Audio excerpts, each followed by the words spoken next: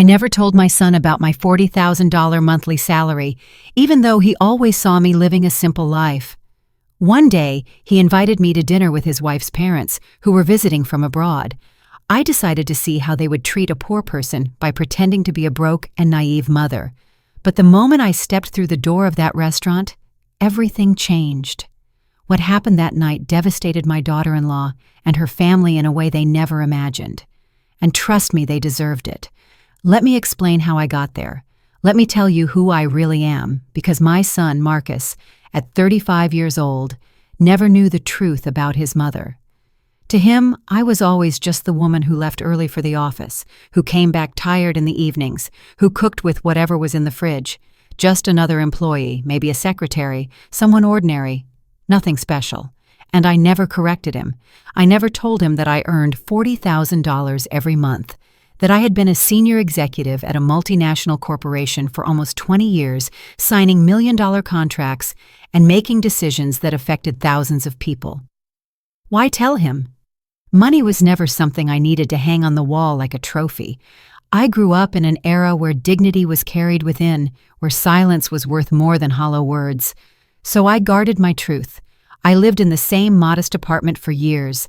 I used the same leather handbag until it was worn out. I bought clothes at discount chains, cooked at home, saved everything, invested everything, and became rich in silence. Because true power doesn't shout. True power observes.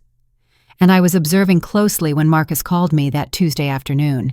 His voice sounded different, nervous, like when he was a kid and had done something wrong. "Mom, I need to ask you a favor. Simone's parents are visiting from overseas. It's their first time here. They want to meet you. We're having dinner on Saturday at a restaurant. Please, come." Something in his tone made me uncomfortable. It wasn't the voice of a son inviting his mother. It was the voice of someone asking not to be embarrassed, to fit in, to make a good impression. "Do they know anything about me?" I asked calmly. There was a silence.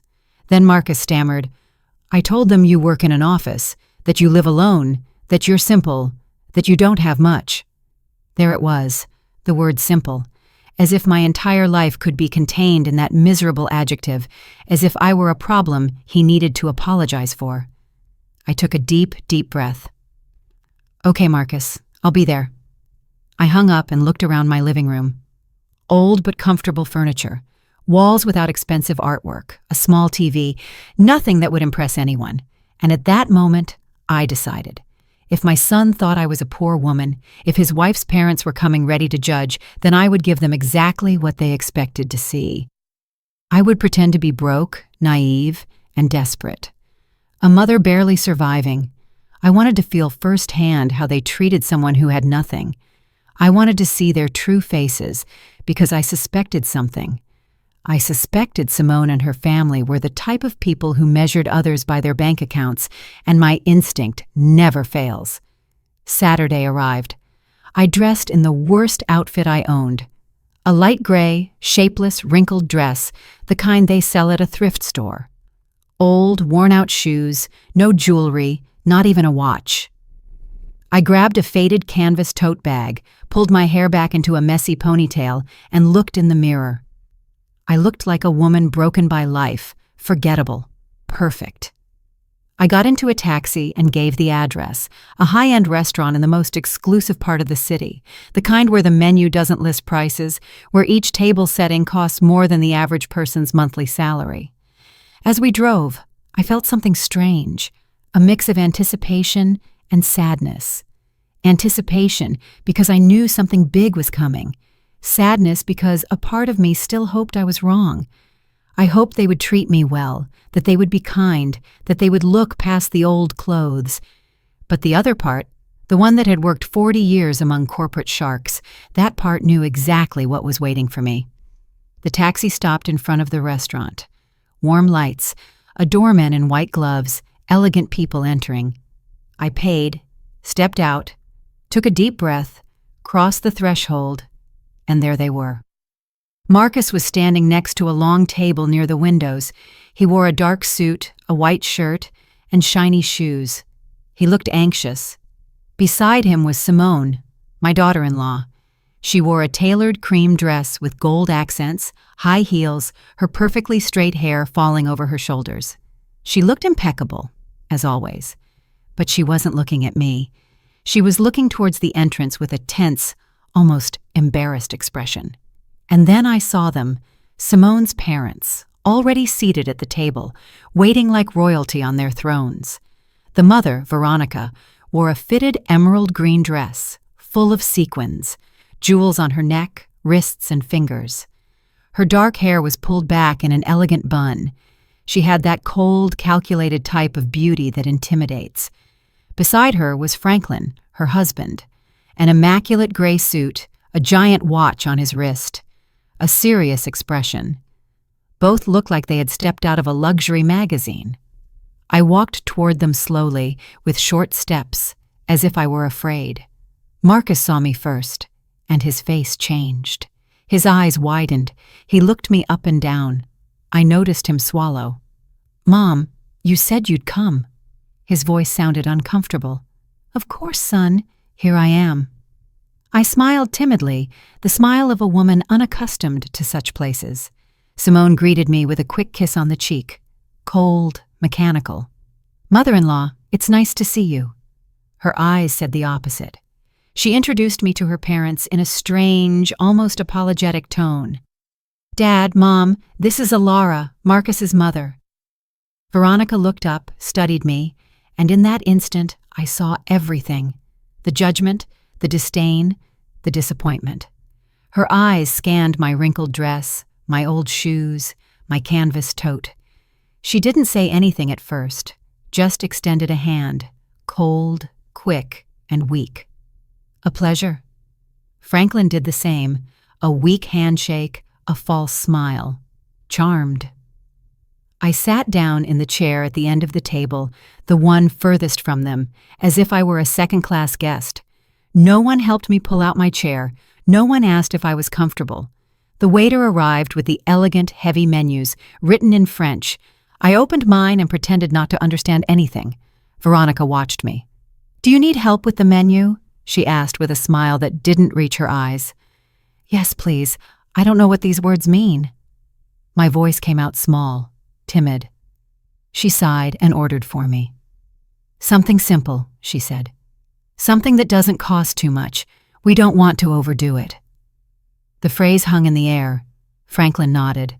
Marcus looked away. Simone played with her napkin. No one said anything, and I just watched. Veronica started talking first about general things, the journey from abroad, how tiring the flight was, how different everything was here. Then she subtly began to talk about money. She mentioned the hotel where they were staying. $1,000 a night. She mentioned the luxury car they had rented, obviously. She mentioned the stores they had visited. "We bought a few things. Nothing major, just a few $1,000s. She spoke, looking at me, expecting a reaction, expecting me to be impressed. I just nodded. "How nice," I said. "That's lovely," she continued. "You know, Alara, we've always been very careful with money. We worked hard, we invested well. Now we have properties in 3 countries. Franklin has major businesses, and I oversee our investments." She smiled, a smile of superiority. "And you, Alara, what exactly do you do?" Her tone was sweet, but venomous. "I work in an office," I replied, lowering my gaze. "I do a little bit of everything, paperwork, filing, simple things." Veronica exchanged a look with Franklin. "Ah, I see. Administrative work. That's fine. It's honest. All jobs are dignified, right?" "Of course," I replied. The food arrived. Enormous plates with tiny portions, all decorated like art. Veronica cut her steak with precision.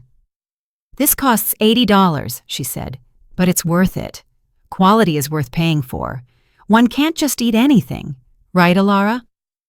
I nodded. "Of course you're right." Marcus tried to change the subject, talking about work and some projects. Veronica interrupted him. "Son, does your mother live alone?" Marcus nodded. "Yes, she has a small apartment." Veronica looked at me with feigned pity. It must be difficult, isn't it? Living alone at your age without much support? And does your salary cover everything? I felt the trap closing. I barely replied, but I manage. I save where I can. I don't need much.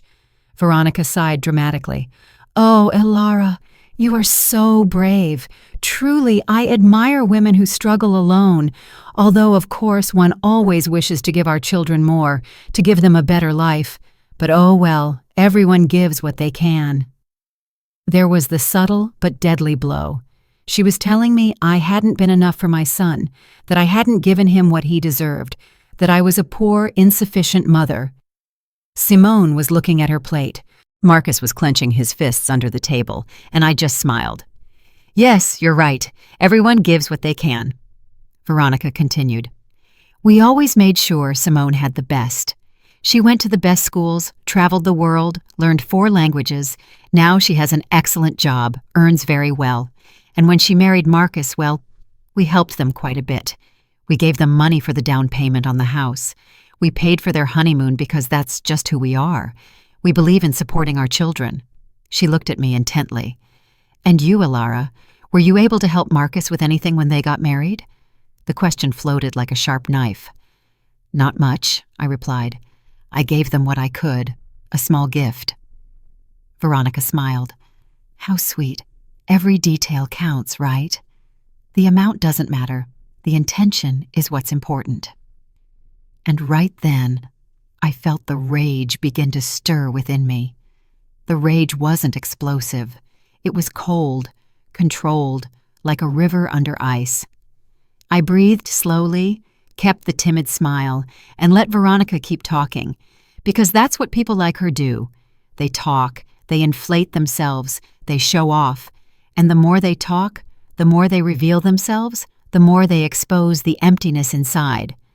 Veronica took a sip of her glass of red, expensive wine, swirling it in her hand as if she were an expert. This wine is from an exclusive region in France. It costs $200 a bottle, but when you know quality, you don't skimp. Do you drink wine, Elara?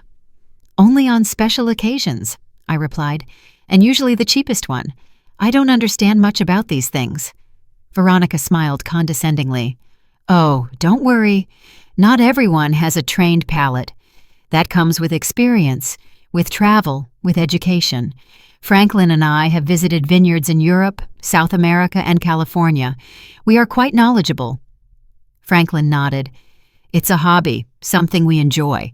Simone is learning too. She has good taste. She inherited it from us. He looked at Simone with pride. Simone offered a weak smile. Thanks, Mom. Veronica turned to me. And you, Elara? Do you have any hobbies? Anything you enjoy doing in your free time? I shrugged. I watch television, cook, walk in the park. Simple things. Veronica and Franklin exchanged another look, a look loaded with meaning, with silent judgment. How lovely, Veronica said. Simple things have their charm too. Although, of course, one always aspires to more, right? To see the world, to experience new things, to grow culturally. But, well, I understand not everyone has those opportunities. I nodded. You're right. Not everyone has those opportunities. The waiter arrived with dessert, tiny portions of something that looked like edible art. Veronica ordered the most expensive one. $30 for a piece of cake the size of a cookie. This is delicious, she said after the first bite. It has edible gold on top. See those little golden flakes? It's a detail only the best restaurants offer. I ate my dessert, simpler, cheaper, in silence. Veronica continued. You know, Elara, I think it's important that we talk about something as a family, now that we are all here. She looked up.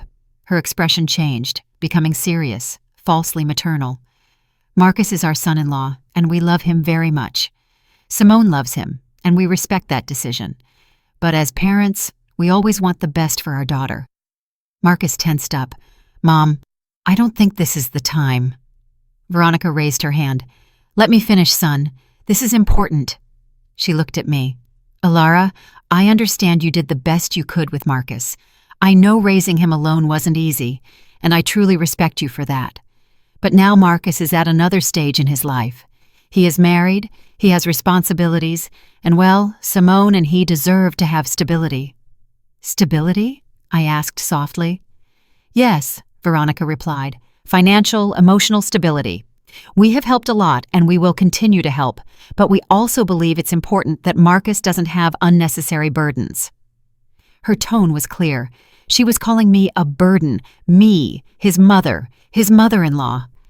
Simone was looking at her plate as if she wanted to disappear. Marcus had his jaw clenched. "Burdens?" I repeated. Veronica sighed. "I don't want to sound harsh, Alara, but at your age, living alone with a limited salary, it's natural for Marcus to worry about you, to feel that he must take care of you, and that's fine. He is a good son. But we don't want that worry to affect his marriage. Do you understand me?" "Perfectly," I replied. Veronica smiled. "I'm glad you understand. That's why we wanted to talk to you. Franklin and I have thought about something." She paused dramatically. "We could help you financially, give you a small monthly allowance, something that allows you to live more comfortably without Marcus having to worry so much. Obviously, it would be modest. We can't work miracles, but it would be a support." I remained silent, watching her, waiting. She continued, "And in exchange, we would only ask you to respect Marcus and Simone's space. Not to seek them out so much, not to pressure them, to give them the freedom to build their life together without interference. How does that sound?" There was the offer, the bribe disguised as charity. They wanted to buy me off. They wanted to pay me to disappear from my son's life, so I wouldn't be a nuisance, so I wouldn't embarrass their precious daughter with my poverty. Marcus exploded. "Mom, that's enough! You don't have to—" Veronica interrupted him. "Marcus, calm down. We're talking like adults. Your mother understands, right, Alara?" I picked up my napkin, calmly wiped my lips, took a sip of water, and let the silence grow. Everyone was looking at me. Veronica with expectation, Franklin with arrogance, Simone with shame, Marcus with desperation. And then I spoke. My voice came out differently. It was no longer timid. It was no longer small. It was firm, clear, and cold. "That's an interesting offer, Veronica. Truly, very generous of you." Veronica smiled victoriously. "I'm glad you see it that way." I nodded. "But I have a few questions, just to understand clearly." Veronica blinked. "Of course, ask whatever you like." I leaned forward slightly. "How much exactly would you consider a modest monthly allowance?" Veronica hesitated. "Well, we were thinking about $500, maybe $700, depending." I nodded. "I see. $700 a month for me to disappear from my son's life." Veronica frowned. "I wouldn't put it like that, but yes." I responded. "That is exactly how you put it." She adjusted in her chair. "Alara, I don't want you to misunderstand. We just want to help." "Of course," I said. "Help." "How did you help with the house down payment? How much was that?" Veronica nodded proudly. $40,000. Actually, 40,000. "Ah, 40,000. How generous. And the honeymoon?" $15,000, Veronica said. "It was a 3-week trip through Europe. Incredible." "Unbelievable," I replied. "So you've invested about $55,000 in Marcus and Simone." Veronica smiled. "Well, when you love your children, you don't hold back." I nodded slowly. "You're right. When you love your children, you don't hold back. But tell me something, Veronica. All that investment, all that money, did it buy you anything?" Veronica blinked, confused. "Like, did it buy you respect?" I continued. "Did it buy you real love? Or did it just buy obedience?" The atmosphere changed. Veronica stopped smiling. "Excuse me." My tone became sharper. "You've spent the entire night talking about money, about how much things cost, how much you spent, how much you have. But you haven't asked even once how I am, if I'm happy, if something hurts me, if I need company. You have only calculated my worth, and apparently I'm worth $700 a month." Veronica paled. "I didn't—" "Yes," I interrupted her. "Yes, you did. Since I arrived, you've been measuring my value with your wallet. And do you know what I discovered, Veronica? I discovered that the people who only talk about money are the ones who least understand their true value. Franklin intervened. I think you are misinterpreting my wife's intentions. I looked at him directly. And what are her intentions? To treat me with pity? To humiliate me throughout dinner? To offer me alms so I'd vanish? Franklin opened his mouth but said nothing. Marcus was pale. Mom, please. I looked at him. No, Marcus, please don't. I'm done being quiet. I placed the napkin on the table. I leaned back in my chair. There was no more timidity in my posture, no more shrinking. I looked Veronica directly in the eyes. She held my gaze for a second, then quickly looked away, uncomfortable. Something had changed, and she felt it. Everyone felt it. Veronica, you said something very interesting a moment ago. You said you admire women who struggle alone, who are brave. Veronica nodded slowly. Yes, I did. Then, let me ask you something. Have you ever struggled alone? Have you ever worked without your husband backing you? Have you ever built something with your own 2 hands without your family's money? Veronica stammered. I have my own achievements. Like what? I asked with genuine curiosity. Tell me. Veronica adjusted her hair. I manage our investments. I oversee properties. I make important decisions in our businesses. I nodded. Businesses your husband built, properties you bought together, investments made with the money he generated, or am I wrong? Franklin intervened, annoyed. That's not fair. My wife works just as hard as I do. Of course, I replied calmly. I don't doubt she works. But there is a difference between managing money that already exists and creating it from scratch, between overseeing an empire you inherited and building it brick by brick, don't you think? Veronica pressed her lips together. I don't know where you are going with this, Ilara. Let me explain, I replied. 40 years ago, I was 23 years old. I was a secretary in a small company. I earned minimum wage. I lived in a rented room. I ate the cheapest food I could find, and I was alone, completely alone. Marcus stared at me. I had never told him this in such detail. I continued. One day, I got pregnant. The father disappeared. My family turned their backs on me. I had to decide whether to keep going or give up. I chose to keep going. I worked until the last day of my pregnancy. I went back to work 2 weeks after Marcus was born. A neighbor took care of him during the day. I worked 12 hours a day. I paused and drank some water. No one spoke. I didn't stay a secretary. I studied at night. I took courses. I learned English at the public library. I learned accounting, finance, administration. I became an expert in things no one taught me, all on my own, all while raising a child alone, all while paying rent, food, medicine, and clothes. Veronica was staring at her plate. Her arrogance was starting to crumble. And you know what happened, Veronica? I climbed up little by little, from secretary to assistant, from assistant to coordinator, from coordinator to manager, from manager to director. It took me 20 years of non-stop work, of sacrifices you can't even imagine. But I did it. And do you know how much I earn now? I asked. Veronica shook her head. $40,000 a month. The silence was absolute, as if someone had hit a pause button on the universe. Marcus dropped his fork. Simone's eyes went wide. Franklin frowned in disbelief, and Veronica froze, her mouth slightly open. $40,000, I repeated. Every month, for almost 20 years, that's almost $10 million in gross income over my career. Not counting investments, not counting bonuses, not counting company stock. Veronica blinked several times. No, I don't understand. You earn $40,000 a month?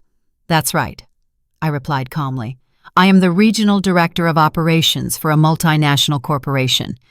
I oversee 5 countries. I manage budgets of hundreds of millions of dollars. I make decisions that affect more than 10,000 employees. I sign contracts that you couldn't read without lawyers. And I do it every day. Marcus was pale. Mom, why did you never tell me? I looked at him tenderly. Because you didn't need to know, son. Because I wanted you to grow up valuing effort, not money. Because I wanted you to become a person, not an heir. Because money corrupts, and I wasn't going to let it corrupt you. But then, Simone whispered, why do you live in that small apartment? Why do you wear simple clothes? Why don't you drive a luxury car? I smiled. Because I don't need to impress anyone. Because true wealth isn't shown off. Because I learned that the more you have, the less you need to prove it. I looked at Veronica. That's why I came dressed like this tonight. That's why I pretended to be poor. That's why I acted like a broke and naive woman. I wanted to see how you would treat me if you thought I had nothing. I wanted to see your true colors. And boy, did I see them, Veronica. I saw them perfectly. Veronica was red with shame, rage, and humiliation. This is ridiculous. If you earned so much money, we would know. Marcus would know. Why would he believe you are poor? Because I let him, I replied. Because I never talked about my job. Because I live simply. Because the money I earn, I invest, I save, I multiply. I don't spend it on flashy jewelry or showing off in expensive restaurants. Franklin cleared his throat. Even so, this doesn't change the fact that you were rude, that you misinterpreted our intentions. Really? I looked at him fixedly. I misinterpreted when you said I was a burden to Marcus? I misinterpreted when you offered to pay me $700 to disappear from his life? I misinterpreted every condescending comment about my clothes, my job, my life? Franklin didn't answer. Neither did Veronica. I stood up. Everyone looked at me. Let me tell you something that clearly no one has ever told you. Money does not buy class. It does not buy real education. It does not buy empathy. You have money, perhaps a lot, but you don't have an ounce of what truly matters. Veronica stood up, furious. And you do? You, who lied, who deceived us, who made us look like fools? I didn't make you look like fools, I replied coldly. You took care of that all on your own. I just gave you the opportunity to show who you are, and you did it magnificently. Simone had tears in her eyes. Mother-in-law, I didn't know. I know, I interrupted her. You didn't know, but your parents knew exactly what they were doing. They knew they were humiliating me, and they enjoyed it until they discovered that the poor woman they scorned has more money than they do. And now they don't know what to do with that information. Veronica trembled. You have no right. I have every right, I replied, because I am your son-in-law's mother, because I deserve respect, not because of my money, not because of my job, but because I am a human being, something you forgot throughout this entire dinner. Marcus stood up. Mom, please, let's go. I looked at him. Not yet, son. I'm not finished yet. I looked at Veronica one last time. You offered to help me with $700 a month. Let me make you a counteroffer. I will give you $1 million right now if you can prove to me that you ever treated someone kindly who didn't have money. Veronica opened her mouth, closed it, and said nothing. Exactly, I replied. You can't, because to you, people are only worth what they have in the bank, and that is the difference between you and me. I built wealth, you just spend it. I earned respect, you buy it. I have dignity, you have bank accounts. I picked up my old canvas tote. I pulled out a black platinum credit card. I dropped it on the table in front of Veronica. This is my corporate card, unlimited limit. Pay for the entire dinner with a generous tip. Consider it a gift from a broke and naive mother. Veronica looked at the card as if it were a poisonous snake, black, shiny, with my name engraved in silver letters, Elara Sterling, Regional Director. Her hand trembled slightly when she picked it up. She turned it over, observed it, then looked at me. Her eyes no longer held that superior shine. Now there was something different, something I never thought I'd see in her. Fear. I don't need your money, she said, her voice broken. I know, I replied, but I didn't need your pity either. And yet, you offered it to me throughout the entire dinner, so take it as a gesture of courtesy or good manners, something you clearly didn't learn despite all your travels through Europe. Franklin gently hit the table. Enough. This is out of control. You are disrespecting us. Respect? I repeated. How interesting that you use that word now. Where was your respect when your wife asked if my salary was enough to live on? Where was it when she suggested I was a burden to my son? Where was it when she offered to buy me off so I'd disappear? Franklin clenched his jaw. Veronica just wanted to help. I corrected her. Veronica wanted to control. She wanted to ensure that the poor mother wouldn't ruin her daughter's perfect image. She wanted to eliminate the weak link in the chain. The problem is, she chose the wrong link. I looked at Simone. Her head was bowed, her hands in her lap, trembling. Simone, I said softly. She looked up. Tears were streaming down her cheeks. I'm sorry, she whispered. I'm so sorry. I didn't know that my parents... Don't finish that sentence, I interrupted her. Because you did know. Maybe you didn't know about my money, but you knew how your parents are. You know how they treat people they consider inferior, and you did nothing to stop them. Simone sobbed. I wanted to say something, but they are my parents. I know, I replied. And Marcus is my son, and yet I let him make his own decisions. I let him choose his life, his wife, his path, because that is how you love, with freedom, not with control, not with money, not with manipulation. Marcus came closer to me. Mom, forgive me. Please forgive me for never asking, for assuming, for thinking you were... His voice cracked. I hugged him. You don't have to apologize, son. I did what I did for a reason. I wanted you to be independent, to value the right things, not to depend on me financially, to build your own life. But you made me feel like I had to protect you, Marcus said, that I had to worry about you, that you were fragile. I know, I replied. And it wasn't wrong that you thought that, because that's how you learn to care, to worry about others, to be empathetic. Those are lessons money can't buy. Marcus hugged me tightly. I'm sorry. I'm so sorry. Veronica was still standing, rigid, watching the scene with a mixture of confusion and contained rage. This doesn't change anything, she finally said. You lied. You deceived us. You came here with hidden intentions. You acted in bad faith. That's true, I nodded. I acted. I pretended to be something I'm not. Exactly what you do every day. What is that supposed to mean? Franklin asked. It means that you hide behind your money, behind your jewels, behind your trips, behind everything you can buy, but inside you are empty. You don't have deep conversations. You don't have real interests. You have nothing to offer beyond a bank account. Veronica gave a dry, bitter laugh. Coming from someone who lied all night, that's hypocrisy. Perhaps, I replied, but my lie exposed the truth, your truth, and now you can't hide.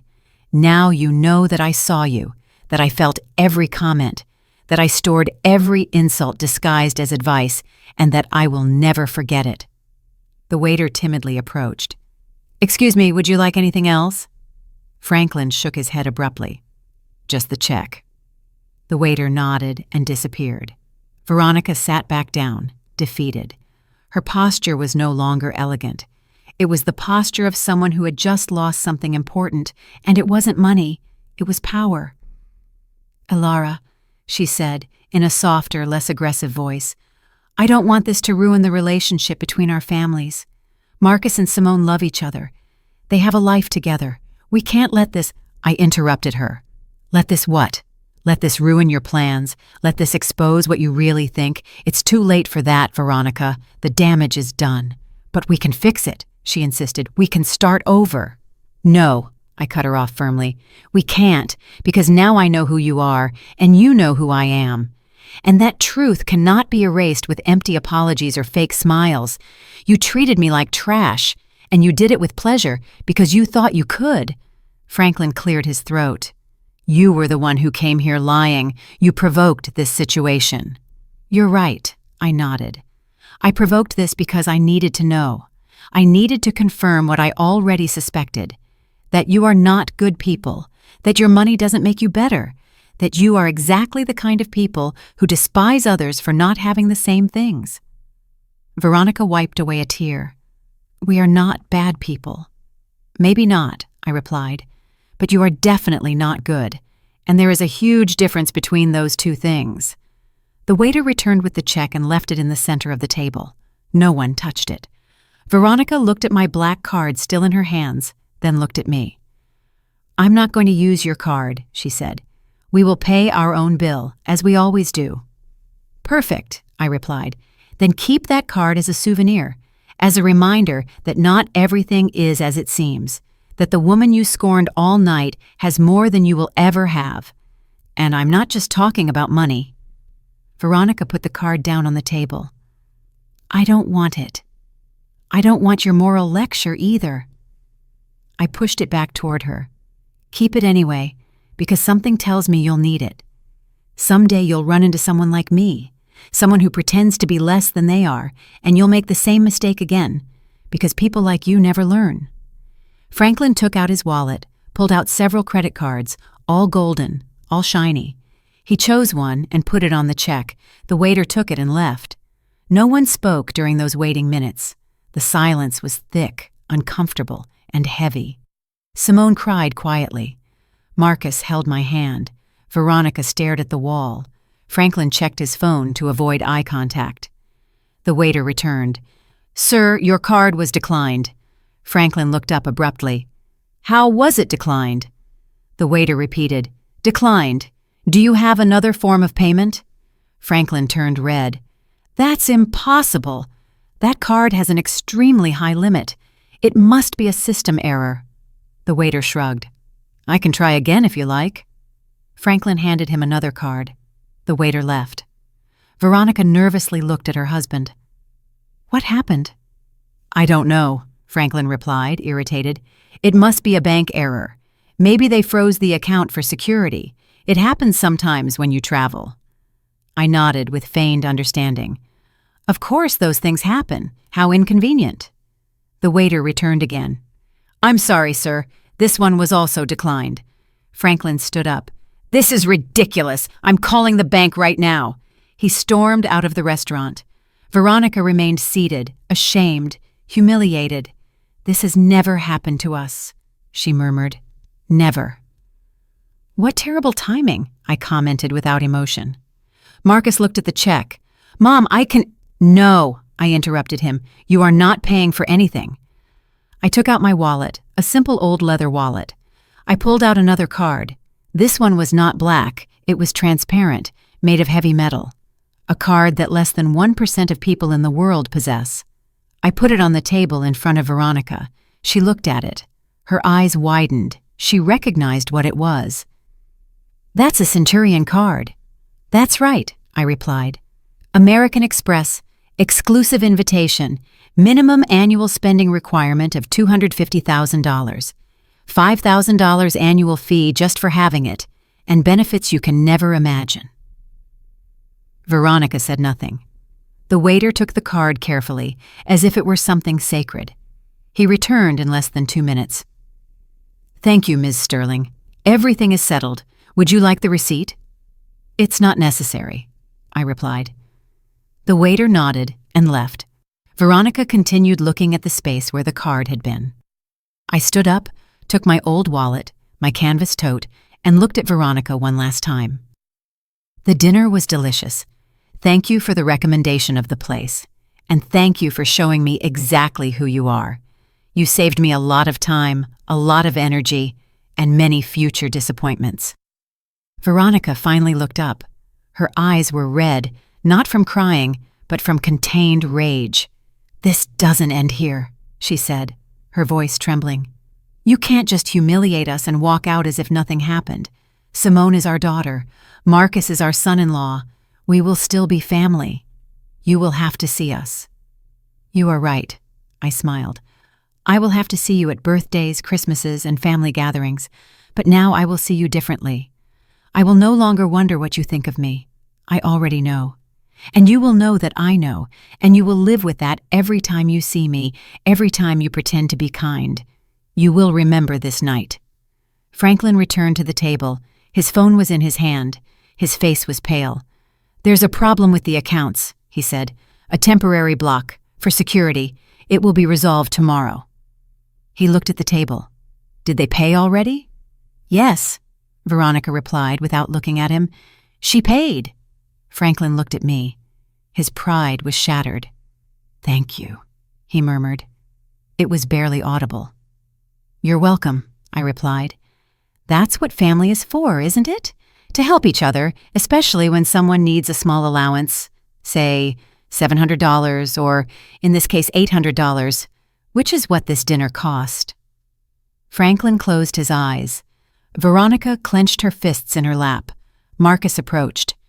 "Mom, let's go, please. It's enough." I looked at him. "You're right. It is enough." I turned to Simone.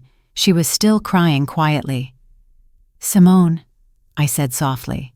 She lifted her head. "You are not to blame for how your parents are. No one chooses their family. But you do choose how you act, how you treat others, how you will raise your own children someday." Simone nodded through her tears. "I'm sorry," she whispered again. "Don't apologize again," I told her. "Just learn. Learn that money does not define people, that humility is not weakness, that respecting others costs nothing, and that if you ever have children, teach them to see the heart of people, not their bank account." Simone sobbed harder. Marcus hugged her. Veronica looked away. Franklin checked his phone again, avoiding all eye contact. I headed for the exit. I took a few steps, then stopped and turned around one last time. "Ah, Veronica, one more thing." She looked at me. "Do you remember when you said you speak 4 languages? Veronica frowned. "What does that have to do with anything?" "Just curious," I replied. "In which of those 4 languages did you learn to be kind? Because clearly it wasn't in any of them." Veronica opened her mouth, but no words came out. "Exactly," I said. "You can speak 100 different languages and still not say anything worth listening to." I walked out of the restaurant. Marcus walked beside me. The fresh night air hit my face. I breathed deeply. I felt as if a huge weight had been lifted off me. Not a physical weight, but an emotional one. The weight of pretending, of tolerating, of keeping silent. Marcus took my arm. "Mom, are you okay?" "Perfectly fine," I replied. "Better than ever." "And you, Marcus?" Marcus sighed. "I don't know. I'm processing everything." "I can't believe you never told me about your job, about your money, about everything you accomplished." I stopped and looked him in the eyes. "Does it bother you?" He quickly shook his head. "No, of course not. I'm proud, incredibly proud. But I also feel foolish, blind." "You are not foolish," I told him. "You simply saw what I wanted you to see. And I did it on purpose because I needed you to grow up without depending on me, without feeling you had an economic safety net waiting for you. I needed you to fight, to work, to value everything you achieved on your own." Marcus nodded. "I understand. But now I also understand why you never complained, why you never asked for help, why you always seemed so calm, because you needed nothing." I smiled. "I needed many things, son. Only none of them could be bought with money. I needed to see you grow up, see you become a good man, see you make the right decisions." "And I achieved that, even marrying Simone?" he asked in a weak voice. "Even marrying Simone," I replied. "She is not her parents. She can learn. She can change. But that depends on her and on you, on how you build your relationship, on what values you choose to follow." Marcus remained silent, processing, thinking. A taxi stopped in front of us. I had called for a rideshare as we left. I opened the door. Marcus stopped me. "Mom, can I ask you something?" "Of course." "Why did you do it? Why did you come pretending to be poor? Why didn't you just tell them the truth from the beginning?" I closed the taxi door. I turned to him. "Because I needed to know, son. I needed to confirm if my suspicions were correct, if Simone's family was really as I imagined, and unfortunately, I was right." Marcus lowered his gaze. "I'm sorry." "You don't have to apologize for them," I told him. But you do have to decide what kind of husband you want to be, what kind of father you want to be someday." "What do you mean?" he asked. "I mean that you have just seen two very different ways of handling money and power, your in-laws' way and mine. They use it to control, to humiliate, to feel superior. I use it to have freedom, to help without showing off, to live peacefully. You decide which path to follow." Marcus slowly nodded. "I understand." I opened the taxi door again and got in. I rolled down the window. Marcus came closer. "Mom, one last question. Tell me, are you ever going to forgive Veronica and Franklin?" I thought about it for a moment. "Forgiving doesn't mean forgetting," I replied, "nor does it mean allowing it to happen again. I might forgive them someday when I see a real change, when they start seeing people as people, not as numbers, but until then, I will simply be polite, distant, and extremely cautious." "And me?" Marcus asked. "Do you forgive me for not asking, for assuming, for allowing this dinner to happen?" I looked at him tenderly. "Son, there is nothing to forgive. You did what you thought was right. You wanted your family to meet. That is beautiful. What happened afterward was not your fault. It was theirs, and a little bit mine too, because I decided to play their game."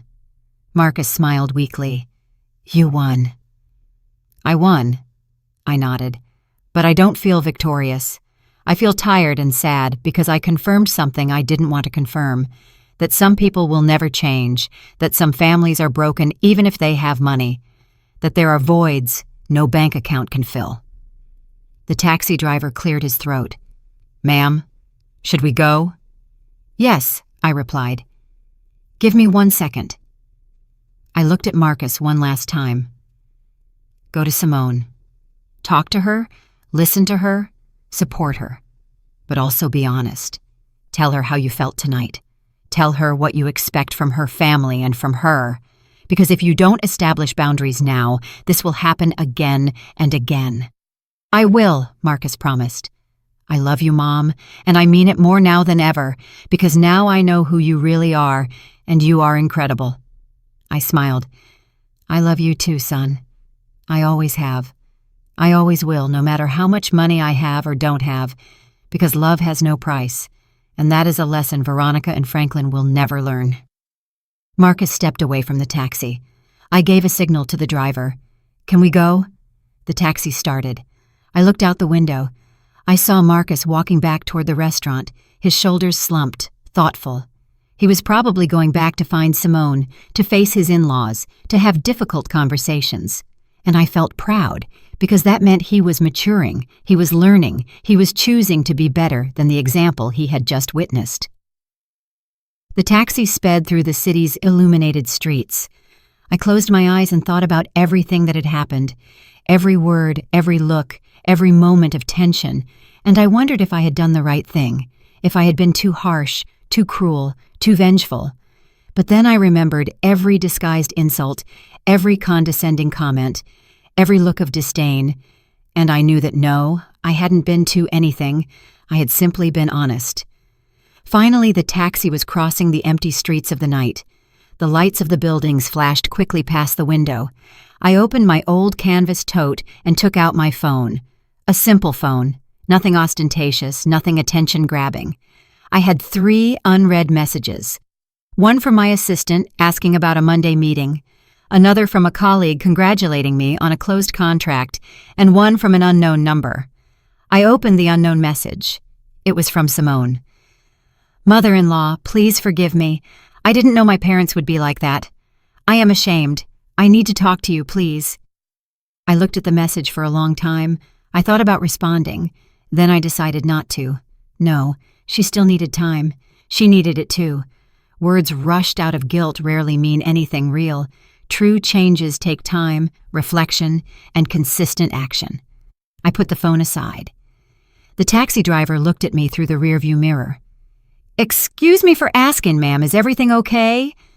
I looked up at him. "Yes, everything is fine. Why?" "Well, you got in very quietly. And normally the people who come out of that restaurant are happy, talking about how delicious the dinner was. You came out as if you had been in a war." I smiled slightly. Something like that. Was it that obvious? He shrugged. I've been driving a cab for 20 years. I've seen it all. Drunk people, people fighting, couples breaking up, families arguing. And you have that look of someone who just said something they'd been keeping inside for years. You're perceptive, I told him. It's my job, he replied. Plus it helps pass the time. Do you want to talk about it? You don't have to, but sometimes it helps to tell things to a stranger. Someone who isn't going to judge you, someone who doesn't know you. I thought about his offer. It was tempting, but I shook my head. Thank you, but I think I've talked enough for today. He nodded. I understand, but let me tell you something. Whatever happened in there, you did the right thing. I know because you are calm. You are not crying. You are not screaming. You are processing, and that means you spoke your truth.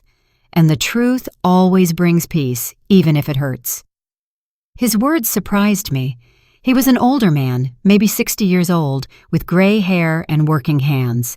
A simple man, like the one I pretended to be. Do you believe in the truth? I asked him. I believe in honesty, he replied.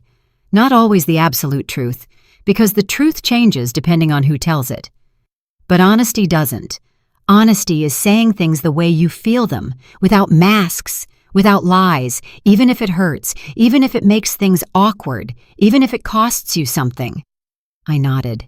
You're right. My wife always told me I was too direct, he continued, that I said things without a filter, that I hurt people without meaning to, and maybe she was right. But she also told me that she never doubted me because she knew that what came out of my mouth was real, not calculated, not manipulated, just real. I smiled. She sounds like a good woman. She was, he replied. She died 5 years ago. I'm sorry, I said sincerely. He shook his head.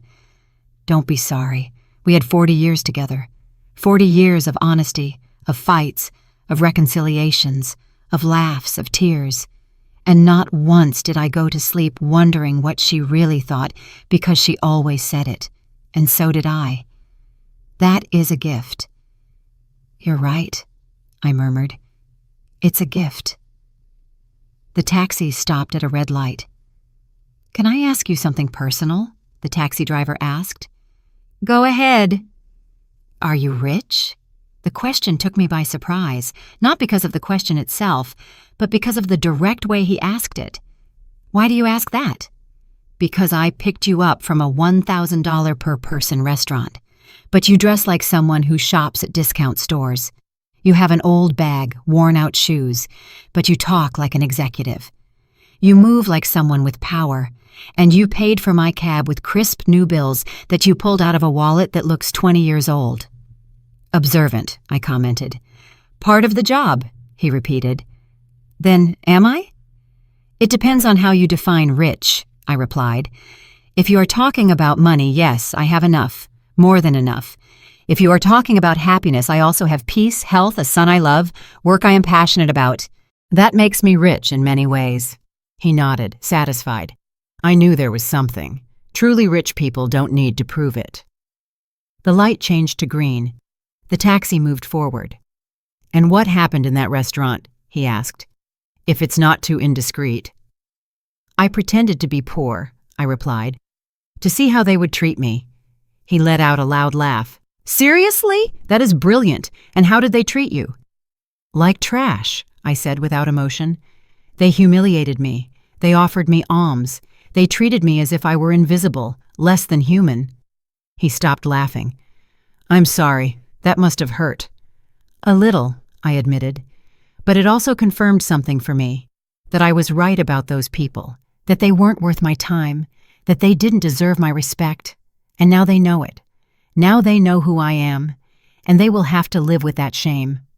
The taxi driver whistled softly. That must have been epic. It was, I smiled. It definitely was. We arrived at my building. An older, middle-class building. Nothing luxurious, nothing impressive, but comfortable, safe, home. The taxi driver parked and looked at the building. You live